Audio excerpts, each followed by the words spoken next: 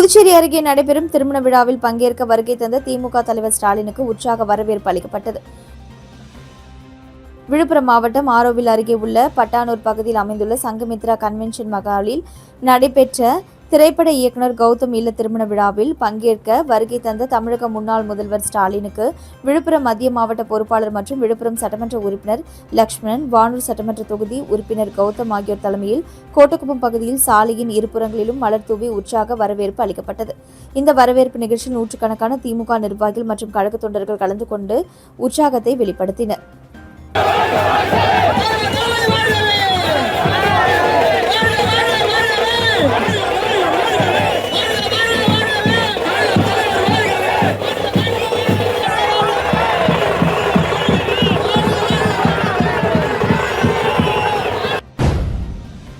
உப்பளம் தொகுதியில் 5வது முறையாக வெற்றி பெற வைத்த தொகுதியின் மக்களுக்கு சட்டமன்ற உறுப்பினரும் தற்காலிக சபாநாயகருமான அன்பழகன் வீடு வீடாக சென்று லட்டு வழங்கி நன்றி தெரிவித்தார். புதுச்சேரி உப்பளம் தொகுதியில் 5வது முறையாக ஆயிரக்கணக்கான வாக்குகள் வித்தியாசத்தில் வெற்றி பெற வைத்த தொகுதி மக்களுக்கு தொகுதியின் சட்டமன்ற உறுப்பினரும் தற்காலிக சபாநாயகருமான அன்பழகன் அவர்கள் நன்றி தெரிவிக்கும் நிகழ்ச்சி இன்று நடைபெற்றது. உப்பளம் தொகுதி வீரர்வெளி வார்டு பகுதியில் தற்காலிக சபாநாயகர் அன்பழகன் அவர்கள் வீடு வீடாக சென்று மக்களை நேரில் சந்தித்து லட்டு வழங்கி நன்றி கூறினார். அப்பொழுது உப்பளம் தொகுதியின் இழந்த பெருமையை மீட்டெடுக்கவும், உப்பளம் தொகுதியின் ஒட்டுமொத்த வளர்ச்சிக்காகவும் என் மீது நம்பிக்கை வைத்து சட்ட ரீதியாக பணி செய்யும் உரிமையை எனக்கு வழங்கிய மக்களுக்கு நன்றி தெரிவித்தார். தொடர்ந்து உப்பளம் தொகுதி முழுவதும் மக்களை வீடு வீடாக சென்று சந்தித்து நன்றி தெரிவிக்க உள்ளார். இந்நிகழ்வின் பொழுது மாநில துணைச் செயலாளர் கிருஷ்ணமூர்த்தி, வீரர்வெளி ரவி, மாநில சிறுபான்மை பிரிவு இணைச் செயலாளர் ரஃபீக், மாநில இளைஞர் பாசறை மற்றும் இளம்பெண்கள் பாசறை துணைச் செயலாளர்கள் முகமது இஸ்மாயில், வடிவேல், மாநில அமைச்சர் ஓட்டுநர் அணி துணைச் செயலாளர்கள் கிருஷ்ணராஜ், முகமது ரியாஸ், பாஜகவை சேர்ந்த கணேசன், சார்லஸ் ஆகியோர் உடனிருந்தனர்.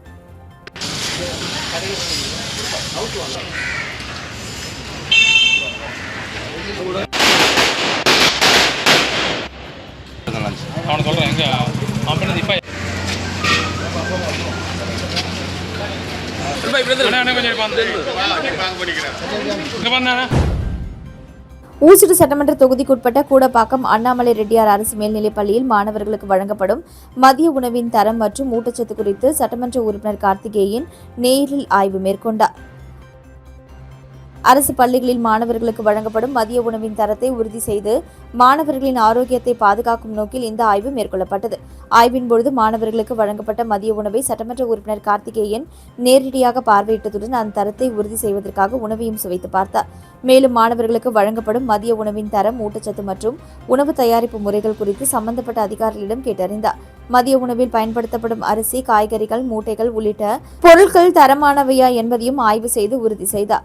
இதேபோன்று ஊசுடு சட்டமன்ற தொகுதிக்கு உட்பட்ட அனைத்து அரசு பள்ளிகளிலும் வழங்கப்படும் மதிய உணவின் தரம் குறித்து அவ்வப்போது தொடர்ந்து ஆய்வு மேற்கொண்டு கண்காணிக்கப்படும் என சட்டமன்ற உறுப்பினர் கார்த்திகேயன் தெரிவித்தார். காரைக்கால் மாவட்டம் தலத்தெரு பகுதியில் அமைந்துள்ள பழமையான தூய அந்தோனியார் ஆலயத்தின் அலங்கார தேர்பவனியில் ஏராளமான கிறிஸ்தவர்கள் கலந்து கொண்டு புனித அந்தோனியாரை தரிசித்து சிறப்பு பிரார்த்தனையில் ஈடுபட்டனர். காரைக்கால் தலத்தெரு தூய அந்தோனியார் ஆலயம் பல ஆண்டுகால வரலாற்று சிறப்புமிக்க வழிபாட்டு தலமாக இருந்து வருகிறது. கடந்த 10 ஆண்டுகளுக்கு முன்பு ஆலயத்தை புதுப்பிக்கும் பணிகள் தொடங்கப்பட்ட நிலையில் கடந்த ஆண்டு கட்டுமான பணிகள் முழுமையாக நிறைவடைந்து புதிய ஆலயத்தின் 1ஆம் ஆண்டு திருவிழா சிறப்பாக நடைபெற்றது. இந்த ஆண்டிற்கான திருவிழா கடந்த 21ஆம் தேதி கொடியேற்றத்துடன் தொடங்கியது. தினமும் சிறப்பு திருப்பலிகள், ஜெப நிகழ்ச்சிகள் மற்றும் ஆன்மீக வழிபாடுகள் நடைபெற்று வரும் நிலையில் திருவிழாவின் முக்கிய நிகழ்ச்சியான அலங்கார தேர்பவனி நடைபெற்றது. மேலும் ஆலயத்தில் சிறப்பு திருப்பலி நடைபெற்றது. அதனைத் தொடர்ந்து வண்ண மலர்கள் மற்றும் மின்னொளி அலங்காரங்களால் சிறப்பாக அலங்கரிக்கப்பட்ட தேரில் புனித அந்தோனியாரின் திருஸ்வரூபம் எழுந்தருள செய்யப்பட்டு தேர்பவனி தொடங்கியது. ஆன்மீக குருமார்களான பன்னீர்செல்வம், சாமுவேல் மற்றும் கோட்டுச்சேரி பங்கு தந்தை ஆரோக்கிய ஜான் ராபர்ட் ஆகியோர் புனித அந்தோனியாரின் திருஸ்வரூபத்தை மந்திரித்து ஆசிர்வதித்தனர். பின்னர் மின் விளக்குகளால் ஜொலித்த அலங்கார தேர்பவனி ஆலயத்தை சுற்றியுள்ள முக்கிய வீதிகள் வழியாக பக்தி முழக்கங்களுடன் நடைபெற்றது. இந்த தேர்பவனியில் தலத்தெரு மற்றும் சுற்றுவட்டார பகுதிகளைச் சேர்ந்த ஏராளமான கிறிஸ்தவர்கள், கிராம முக்கியஸ்தர்கள், பங்கு மக்கள் மற்றும் பொதுமக்கள் கலந்து கொண்டு புனித அந்தோனியாரை தரிசித்து குடும்ப நலன், அமைதி மற்றும் வளமை வேண்டி சிறப்பு பிரார்த்தனையில் ஈடுபட்டனர்.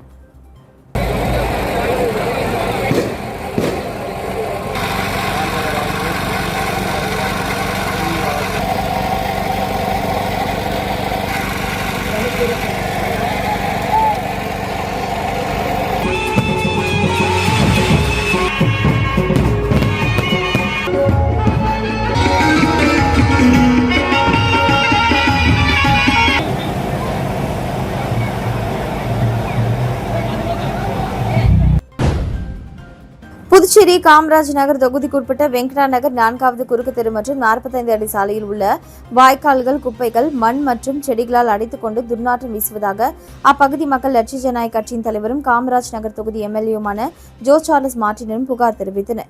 இதையடுத்து சம்பந்தப்பட்ட துறை அதிகாரிகளுடன் முன்னாள் எம்எல்ஏ ரிச்சர்ட் ஜான்குமார் மற்றும் லட்சிய ஜனநாயக கட்சியின் பொதுச் செயலாளர் டாக்டர் துரைசாமி ஆகியோர் நேரில் சென்று ஆய்வு மேற்கொண்டனர். ஆய்வின் அடிப்படையில் வாய்க்கால்களில் ஏற்பட்டிருந்த அடைப்புகள் அகற்றும் பணிகள் இன்று மேற்கொள்ளப்பட்டு முழுமையாக சுத்தம் செய்யப்பட்டது. புகார் தெரிவித்த மறுநாளே அதிகாரிகள் ஆய்வு செய்து உடனடியாக நடவடிக்கை எடுத்ததுடன் வாய்க்கால் சுத்தம் செய்யப்பட்டதால் அப்பகுதி மக்கள் மகிழ்ச்சி அடைந்தனர். மேலும் உடனடியாக நடவடிக்கை எடுத்த எம்எல்ஏ ஜோ சார்லஸ் மார்டினுக்கு நன்றியையும் தெரிவித்தனர்.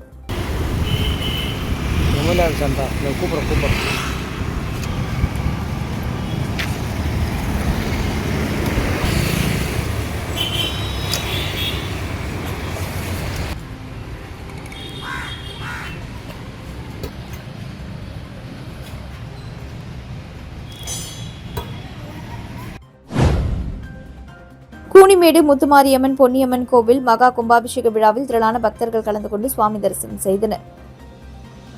புதுச்சேரி அடுத்த கூனிமேடு கிராமத்தில் அமைந்துள்ள அருள்மிகு ஸ்ரீ பொன்னியம்மன், ஸ்ரீ நவகிரகம் மற்றும் ஸ்ரீ முத்துமாரியம்மன் ஆலய அஷ்டபந்தன மகா கும்பாபிஷேக பெருவிழா விமரிசையாக நடைபெற்றது.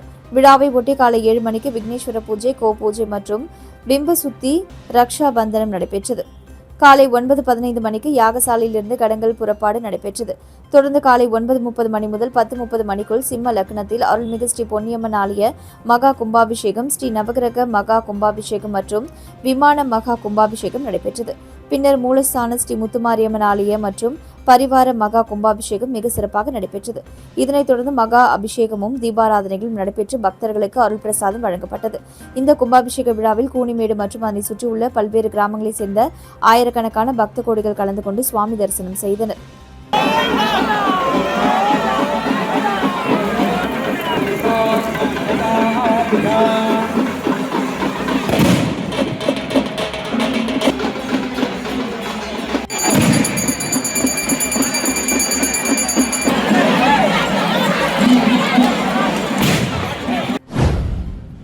புதுச்சேரியில் 4 பேர் மோசடி கும்பலிடம் 1,14,000 ரூபாயை இழந்துள்ளனர்.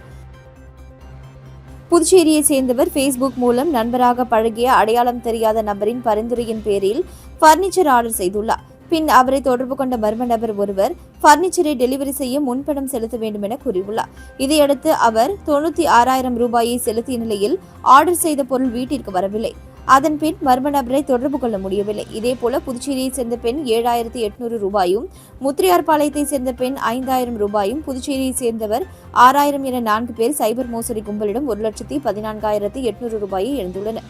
இதுகுறித்த புகார்களின் பேரில் சைபர் கிரைம் போலீசார் வழக்கு பதிவு செய்து விசாரித்து வருகின்றனர்.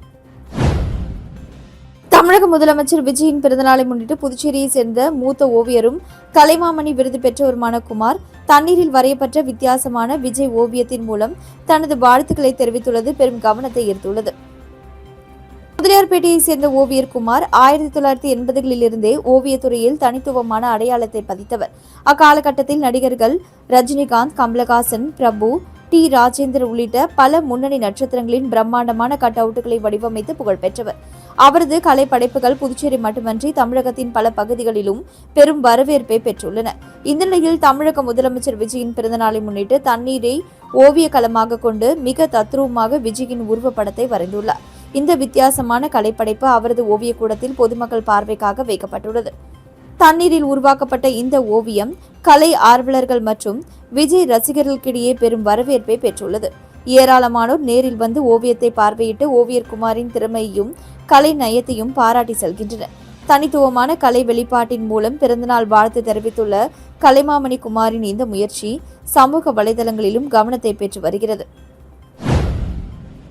புதுச்சேரி சட்டமன்ற சபாநாயகர் தேர்தல் ஜூலை 2ஆம் தேதி நடைபெறுகிறது. புதுவையில் முதலமைச்சர் ரங்கசாமி தலைமையில் மீண்டும் தேசிய ஜனநாயக கூட்டணி ஆட்சி அமைந்துள்ளது. முதலமைச்சர் ரங்கசாமியுடன் அமைச்சர்களாக என்ஆர் காங்கிரஸை சேர்ந்த மல்லாடி கிருஷ்ணாராவ், ராஜவேலு, சிவக்கொழுந்து, பாஜக சார்பில் நமச்சிவாயம், ராஜசேகர் ஆகியோர் பதவியேற்றுள்ளனர். அவர்களுக்கு இதுவரை இலாக்கா ஒதுக்கப்படவில்லை. ஓரிரு நாட்களில் அமைச்சர்களுக்கு இலாக்கா ஒதுக்கப்படும் என தெரிகிறது. இந்த நிலையில் வரும் ஜூலை 2ஆம் தேதி சபாநாயகர், துணை சபாநாயகர் தேர்தல் நடத்த முடிவு செய்யப்பட்டுள்ளது. புதிய சபாநாயகர் தேர்வுக்கு பிறகு ஜூலை 9ஆம் தேதி சட்டசபை கூட்டத்தொடர் தொடங்க திட்டமிடப்பட்டுள்ளது. அன்றைய தினம் கவர்னர் கைலாஷ்நாதன் உரையாற்றுகிறார். தொடர்ந்து கவர்னர் உரைக்கு நன்றி தெரிவிக்கும் தீர்மானத்தின் மீது விவாதம் நடைபெறுகிறது. ஜூலை 16ஆம் தேதி சட்டசபையில் முதலமைச்சர் ரங்கசாமி பட்ஜெட் தாக்கல் செய்கிறார். தொடர்ந்து பட்ஜெட் மீதான விவாதம், மானிய கோரிக்கை மீதான விவாதங்கள் நடைபெறுகிறது. தேர்தலுக்கு முன் புதுவை சட்டசபையில் முதலமைச்சர் ரங்கசாமி 5 மாத செலவினங்களுக்கான இடைக்கால பட்ஜெட்டை தாக்கல் செய்திருந்தார். தற்பொழுது சட்டசபையில் முழுமையான பட்ஜெட்டை தாக்கல் செய்ய உள்ளார். ஆசிரியர் பணி நியமனத்தின் பொழுது ஒப்பந்த ஆசிரியர்களுக்கு முன்னுரிமை மதிப்பெண் அளிக்கும் வகையில் அரசாணையில் திருத்தம் செய்யப்பட்டுள்ளது.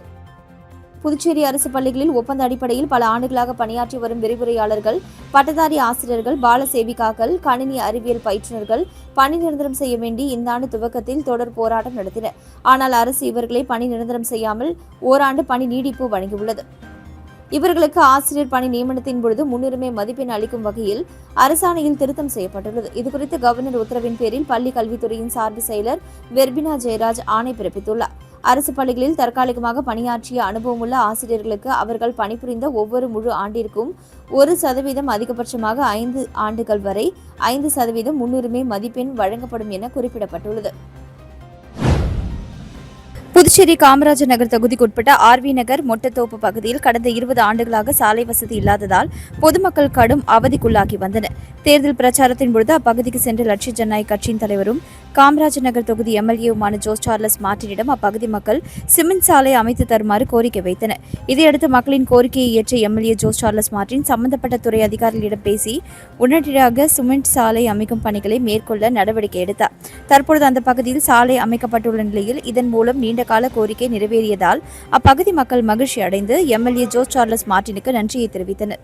மேலும் புதிய சாலை உயரமாக அமைக்கப்பட்டதால் அப்பகுதியில் உள்ள கோவில் தாழ்வாக நிலையில் இருப்பதாகவும் மழைக்காலங்களில் மழைநீர் கோவிலுக்குள் புகுல் அபாயம் ஏற்பட்டுள்ளதாகவும் பொதுமக்கள் தெரிவித்தனர்.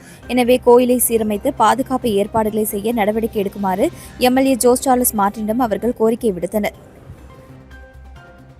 காரைக்காலில் கட்டப்பட்டு வரும் ஜிப்மர் மருத்துவமனையின் கட்டுமான பணிகளை புதுச்சேரி அரசின் அமைச்சர் ராஜசேகரன் நேரில் பார்வையிட்டு ஆய்வு செய்தார். காரைக்காலில் அமைந்துள்ள ஜிப்மர் மருத்துவக் கல்லூரி மற்றும் மருத்துவமனை வளாகத்தை அமைச்சர் ராஜசேகரன் காரைக்கால் மாவட்ட பாஜக நிர்வாகிகளுடன் இணைந்து பார்வையிட்டார். முதலில் செயல்பாட்டில் உள்ள ஜிப்மர் மருத்துவக் கல்லூரியில் பார்வையிட்ட அமைச்சர் கல்லூரி இயக்குநர், முதல்வர் மற்றும் பேராசிரியர்களை சந்தித்து கலந்துரையாடினார். தொடர்ந்து கல்லூரி வளாகத்திற்கு அருகில் கட்டப்பட்டு வரும் புதிய மருத்துவமனை கட்டிட பணிகளையும் ஆய்வு செய்தார். அப்பொழுது கட்டுமான பணிகளின் முன்னேற்றம் குறித்து மருத்துவர்கள் மற்றும் அதிகாரிகள் அமைச்சருக்கு விரிவாக விளக்கம் அளித்தனர். இந்த ஆய்வில் பாஜக காரைக்கால் மாவட்ட தலைவர் முருகதாஸ், மாநில செயலாளர் துரை சேனாதிபதி, திருநள்ளாறு தொகுதி தலைவர் பாலமுருகன் உள்ளிட்ட ஏராளமான பாஜக நிர்வாகிகள் மற்றும் தொண்டர்கள் கலந்து கொண்டனர்.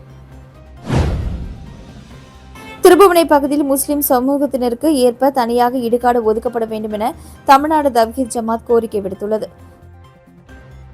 திருபுவனை முஸ்லிம் சமூகத்தினருக்காக 2015ஆம் ஆண்டு ஒதுக்கப்பட்ட இடுகாடு நிலம் தாழ்வான பகுதியில் இருப்பதால் மழைக்காலங்களில் கல்லறைக்குள் நீர் புகுந்து சிரமம் ஏற்படுவதாக தமிழ்நாடு தவ்ஹீத் ஜமாத் தெரிவித்துள்ளது. இந்த பிரச்சினை 10 ஆண்டுகளாக நீடித்து வருவதாக கூறிய அமைப்பின் மாவட்ட நிர்வாகிகள் மாவட்ட ஆட்சியர் குலோத்துங்கனை சந்தித்து மனு அளித்தனர்.